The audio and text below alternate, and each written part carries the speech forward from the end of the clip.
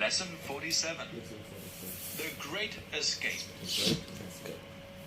First listen and then answer the following question. What is one of the features of modern camping where nationality is concerned? Economy is one powerful motive for camping, since after the initial outlay upon equipment, or through hiring it, the total expense can be far less than the cost of hotels. But contrary to popular assumption, it is far from being the only one, or even the greatest. The man who maneuvers carelessly into his £20 worth of space at one of Europe's myriad permanent sites may find himself bumping a Bentley. More likely, Ford Escort will be hub to hub, with Renault or Mercedes, but rarely with bicycles made for two. That the equipment of modern camping becomes yearly more sophisticated is an entertaining paradox for the cynic. A brighter promise for the hopeful traveler who has sworn to get away from it all. It also provides, and some student sociologist might care to base his thesis upon their phenomenon, an escape of another kind. The modern traveler is often a man who dislikes the splendide and the bella vista, not because he cannot afford or shuns their material comforts, but because he is afraid of them. Affluent he may be, but he is by no means sure what to tip the doorman or the chambermaid. Master in his own house, he has little idea of when to say boo to a maître d'hôtel. From all such fears, camping releases him. Granted, a snobbery of camping itself, based upon equipment and techniques, already exists, but it is of a kind that, if he meets it, he can readily understand and deal with.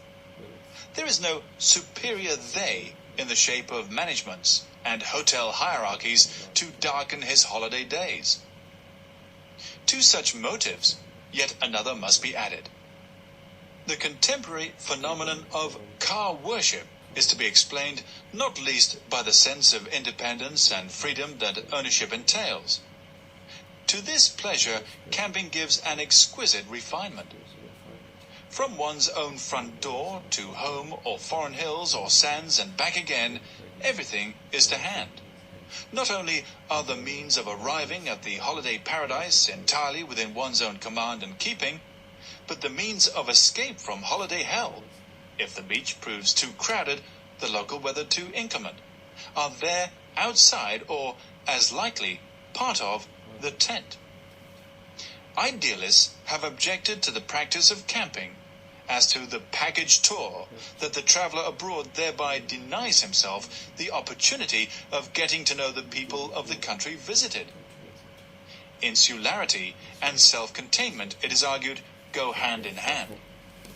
The opinion does not survive experience of a popular continental camping place.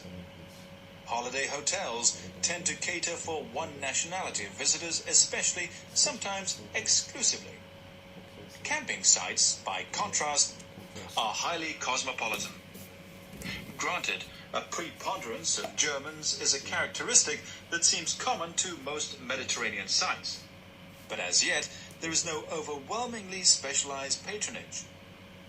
Notices forbidding the open-air drying of clothes, or the use of water points for car washing, or those inviting our camping friends to a dance or a boat trip are printed not only in French or Italian or Spanish, but also in English, German and Dutch. At mealtimes, the odor of sauerkraut vows with that of garlic. The Frenchman's breakfast coffee competes with the Englishman's bacon and eggs. Whether the remarkable growth of organized camping means the eventual death of the more independent kind is hard to say. Municipalities naturally want to secure the campers' site fees and other custom. Police are wary of itinerants, who cannot be traced to a recognized camp boundary or to four walls. But most probably, it will all depend upon campers themselves. How many heath fires they cause, how much litter they leave. In short, whether or not they wholly alienate landowners and those who live in the countryside.